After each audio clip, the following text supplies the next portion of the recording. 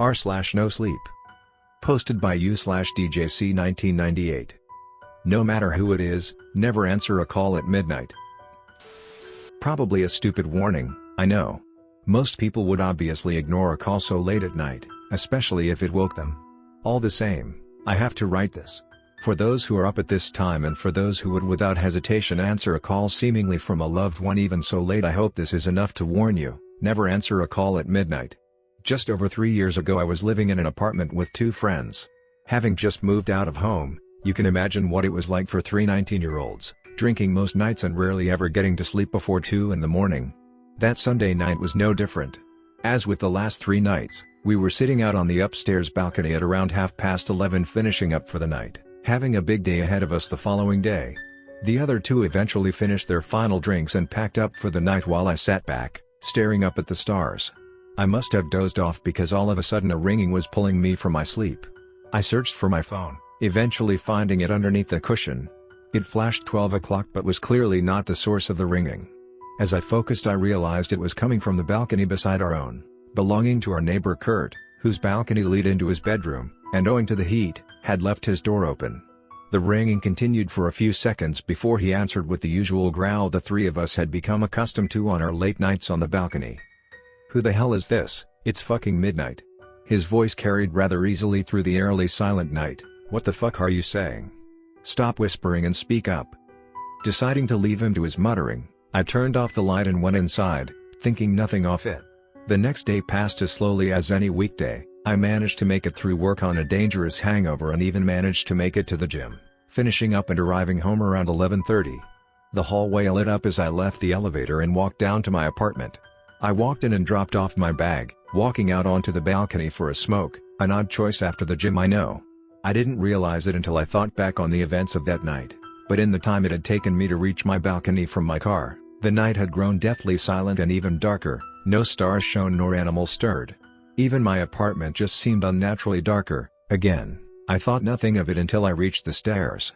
The light that had been illuminating my front door from the outside hallway was slowly dimming, not switching off as it usually does. That's when I first heard the whispers. I froze on the spot as every hair on my body raised. I couldn't make out what was being said, but the hallway was filled with whispers and they drew closer to my door, which I could no longer see from a meter away in the unnatural darkness, which had now engulfed my entire apartment. I couldn't see anything and yet I could sense this presence as it slowly moved towards my door. 1,000 people seemed to fill the hallway, each whispering in 100 languages, which I could barely hear over the sound of my own heartbeat. Thankfully, it wasn't my door they were after. My neighbor's door opened, the slow creaking seemed to drown out the whispers as it opened. Through the thin walls we shared, I heard the whispers ascend the stairs, but heard no creaking that would indicate footsteps. Owing to the fact that everything in our building creaked, whatever was on the other side of the wall, could not have been a physical being. Whatever had entered my neighbor's apartment now stood less than a meter from me, separated by a thin wall. I remained frozen to the spot as the whispers grew louder. I stared at the place I knew the wall to be, but saw nothing but darkness. I could now make out one word throughout the thousands, Kurt, and that was when I passed out. I woke up, on the floor, with a gash on my forehead where I hit the wall. Fortunately I was only 2 stairs up and didn't fall far. Light was coming through the blinds in the living room and I figured it was around 6, my roommate would be up for work soon and I didn't want to be found in my condition. That was when the events of previous night flooded back into memory. "It was just a dream," I muttered to myself as I shakily stood up. I stared at the door and against my better judgment, walked over and opened it. The hallway was dimly lit via the window. I took a step out and saw my neighbor's door wide open. Still shaking, I peeked into his apartment, a mirror of mine, with the stairs on our shared wall directly ahead. To this day I don't know why I went inside. I didn't particularly like Kurt, but something had entered his apartment the night before, something sinister. K. Kurt, I called weakly. No answer. I called again and again, received no answer. The same fear that had paralyzed me the previous night took me again, but I forced myself to take a step and another until I was at the foot of the stairs. My heart was racing and I couldn't shake the uneasy feeling of being watched. I couldn't make out much, the blinds being shut, but I could faintly make out something hanging over the side of the top stair. I slowly ascended, feeling my heart speed up with each step I took. I never even made it to the top. Around halfway up I saw enough. Kurt was lying by the top stair, his head hanging over the last step. The blood running from his empty eye sockets and mouth where his tongue had been violently ripped out drenched his pajama top and had soaked the carpet beneath him. In the years that followed that day I don't remember making it back to my apartment. My next memory is kneeling at the foot of my stairs, vomiting for who knows how long before Andy pulled me up. "You idiot," he had laughed, "the toilet's right there, you couldn't make it that far?" "Next door," I muttered curt.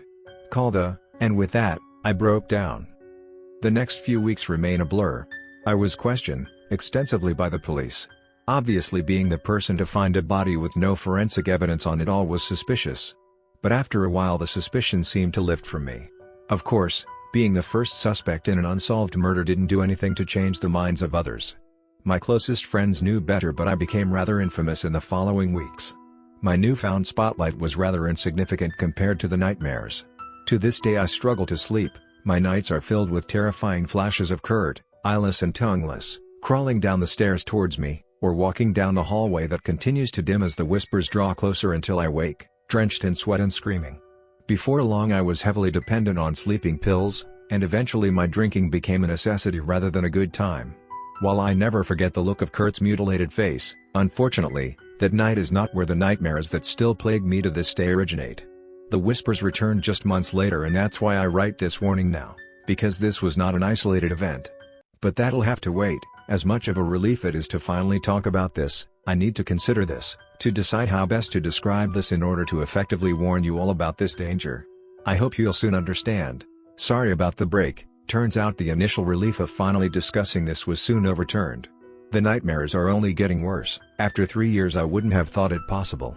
But let's just say recent weeks have become increasingly difficult, and unfortunately I've turned back to alcohol. With a family to look after that sounds unforgivable. Trust me, I know. I only hope that you will understand when you hear the rest. 2 months had passed since Kurt was murdered. By this time, Andy had decided it was time for him to find another place to live. He never admitted, but I understood living with me and my condition was wearing. The nights I didn't wake up screaming, I was awake all night heavily drunk. It was not an ideal living situation. A few days before he was leaving, the three of us decided to have a drink, after a long day of packing. Andy had long turned in by the time midnight rolled around and James and I sat on the lounge watching TV. James had gone to get us each a drink when his phone started ringing. "Wanna get that for me?" James had called from the kitchen. Thoughtlessly, I picked it up. The phone read unknown number and 12 o'clock flashed up at me. I was suddenly on my balcony again, all those months ago. Kurt had been called the night before. It was such an insignificant detail I had completely dismissed it. Someone had called him and he had said they were whispering. I was snapped out of my trance by James removing the phone from my hand. "Or not then," he said as he answered the call. I reacted immediately. I knocked the phone out of his hand and it flew across the room, but it was too late. The screen lit up the dark room and the silence was broken.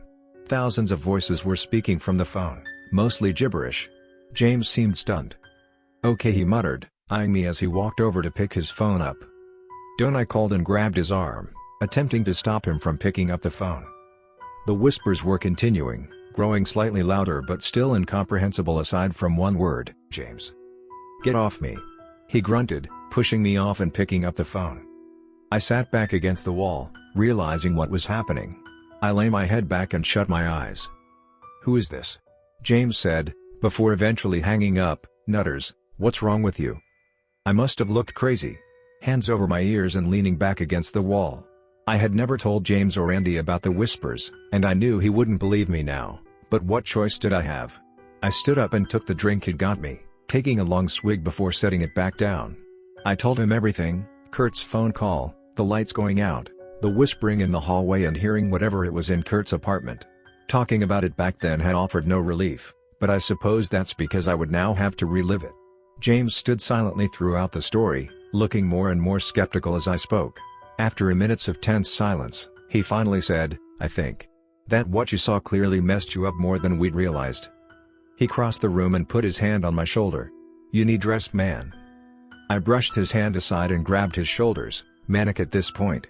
"You need to leave, please. Get out of here, run, you're going to die tomorrow." I hadn't realized I was shaking him until he pushed me back. I fell against the wall and didn't bother standing. James stood there for a few seconds, considering me, before shaking his head and walking past me upstairs. He turned the upstairs light off and I was left in darkness. I don't know how many more I drank that night, but I woke up in the lounge around midday. Both James and Andy had left for work, no doubt in agreement to leave me be after discussing my actions. I sat in the same spot for most of the day, ignoring the many calls from work. My job seemed insignificant given what was coming tonight. Would the Whisperers spare me this time?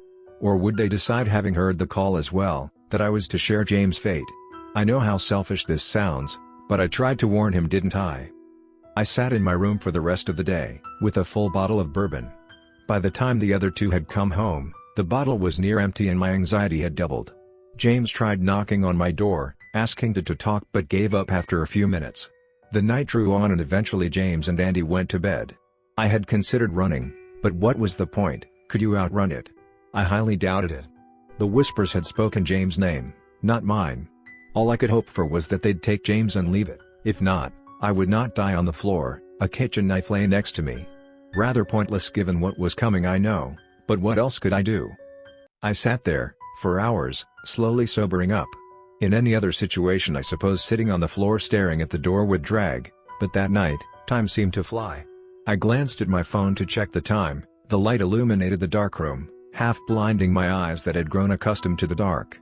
11:54, I sat there staring at my phone as the minutes passed. Before long the light illuminating the room from my phone seemed to dull, it barely lit up the shaking arm clutching it.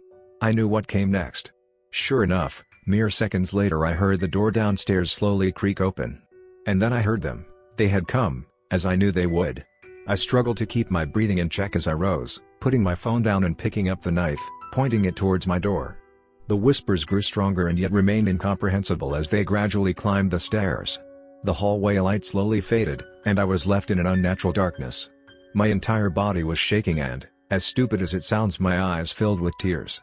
I've been in some rough situations through my life, but nothing could ever compare to the terror I felt that night. "Take him and leave," I whispered, praying they would spare me. I had been shamefully thinking it all day and night, but saying it out loud finally broke me. I could somehow tell the Whispers had reached the landing as I fell to my knees, dropping the knife. I had just asked this demonic force to leave me and kill my best friend. Tears had finally overflowed my eyes, but I held them open, staring at the door. I deserved this. I had spent the day hoping my friend would die in exchange for my own life. I deserved this, I thought again. Yet my door did not open. The Whispers were strong enough now that I was positive they were outside my door. I heard 1,000 voices muttering, 1,000 voices I was sure had once answered a late-night call, and were forced to become one with this unforgiving force. I didn't doubt Kurt was among them. The muttering was slightly cut out by the slow creaking of an opening door, not from the adjacent room, where James slept, but from the other end of the hall, from Andy's room. "What the F?" He never finished his sentence. His scream raised above the Whispers briefly, which seemed to become louder to match his scream. I heard a dull thud. Whether he had passed out or they had taken him, I couldn't tell. I instinctively moved towards the door but froze, with my hand on the door handle. The Whispers were even louder this close, though the muttering of a million voices, one word stood out: James. The creak of another door briefly made it through the sound of the whispering. I lay my head on my door, and moved no more. Next door I heard James stir. If at all possible, my heart began racing even faster. I couldn't let James face this evil alone. I had to do something. I heard the click of a lamp in the next room, and as I began turning the door handle, the Whispers were completely cut out. I will never forget the events of that night, but the one thing that sticks out, that begins and ends each nightmare, is the blood-curdling scream I never would have thought a man capable of making. I froze again. My door handle snapped back into place as the scream was very abruptly cut off. And then nothing. The Whispers had ceased and the night turned deadly silent. It took a few seconds, but eventually the light returned to the hallway and the moon lit up my room through the break in the blinds. I tried to control my breathing. If it was still out there, I was ready to accept it. It had taken my two best friends and I would not go on, knowing I had stood by. I opened the door and stepped out onto the landing. My eyes once again struggled in the light, but they eventually settled on Andy's sprawled figure. Blood trickled from where his head had struck the doorway, but I noticed the shallow rise and fall of his chest. I turned back and peered into James's room from the hallway. I didn't need to step inside to see. His bed sat against the far wall, his lamp illuminating the whole room. He sat straight up in bed. He never even had time to push back the blankets, which were now gleaming red. His face reduced to bloody, empty holes where his eyes and tongue had once sat. I fell back against the handrail, and slid down onto the floor. To my right, Andy stirred. He pulled himself up to his knees and our eyes met briefly before he jumped up and backed himself into the corner. "Where is it?" he screamed. "What was it?" "It's gone," I said, attempting to keep my voice as steady as possible. "But what?" How he stared as he took a few steps toward me. His deranged mumbling cut short as his sights set on James. He grabbed the rail and sent his dinner flying down the stairs. He slid down next to me, his eyes returned James' body, fixated on it, as if in a trance. That was the last time Andy and I ever spoke. In the following days, after the second investigation, Andy left what little furniture remained and I never saw him again. We hadn't discussed what had happened, and he never spoke about what he saw. As you can imagine, I was the first suspect to James' murder Andy at least covered for me. A man had broken in after one of us had left the door open, an apparent serial killer on the loose in our neighborhood, taking eyes and tongues. A few days after Andy left, the family down the hall had begun packing, and the couple across the hall had left seemingly overnight, broken their lease and ran. I didn't stay long, sitting in the empty apartment by myself each night, clutching a knife and staring at my phone, waiting for the call, waiting for the sign that the whispers would return. It was enough to drive anyone to madness.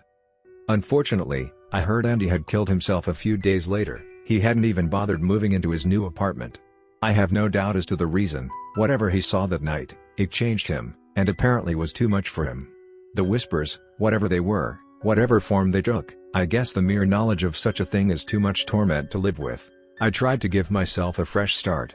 I moved as far as I could. The nightmares still haunt me to this day. Kurt occasionally appears, but nothing is more terrifying than James.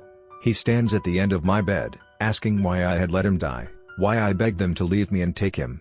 That's what haunts me now, not the fear of the darkness and whispers, but the knowledge that I had sat by, and begged for my friend to be brutally murdered if I were spared.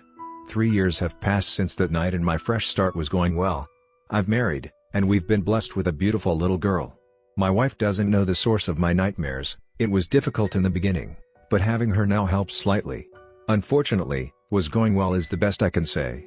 I knew it would come one day, deep down I knew it had to. I heard them every night in my dreams and knew that eventually they'd return. Around 2 months ago I woke to the ringing. My phone flashed in the darkroom, sure enough, reading midnight, and yet, the caller ID read Riley, my brother. I sat up and stared for a few seconds. I hadn't spoken to my brother in months and had no clue why he would be ringing me, but all the same, that little voice in my head was screaming not to answer. My wife stirred next to me, hoping to let her sleep. I reached out and attempted to turn my phone off, and yet it continued to ring until eventually clock reached 12:01 and my room returned to silence. I rang Riley the next day and sure enough, he was surprised as I was, assuring me he hadn't been behind the call. I'd hoped that would be it. I hadn't fallen for their slight trick, but the whispers are persistent and clever. There's no rhythm to track, but occasionally I'm still woken by the calls in the night, when the nightmares allow me to sleep, that is, whether they be from my mom, dad, grandparents or even my wife's number, who sleeps beside me. My phone stays in the downstairs safe, and my family know never to touch it if it rings through the night. Yet locking it away is not enough to dampen the ringing, and a new phone was not enough to make them lose me. Unfortunately, this is now my lot in life. The sleepless nights I lose to the nightmares of my friends and the occasional rings through the empty halls that remind me what haunts me. I'm not sure why I've started writing about it now. It feels slightly better to vent, I guess. I could never tell my wife about it, so I figured this would be the best way. I hope it also serves as a warning. Some of you may be thinking, why not just throw away my phone? I've considered it, but in this day, my phone is pretty important, not in terms of my own life, I know. But there's also the alternative that frightens me. What if, in their attempt to get to me, my wife's phone begins ringing in the night? If you're able to live without it, then I hope the whispers never bother you, but if you do, please don't answer the midnight calls.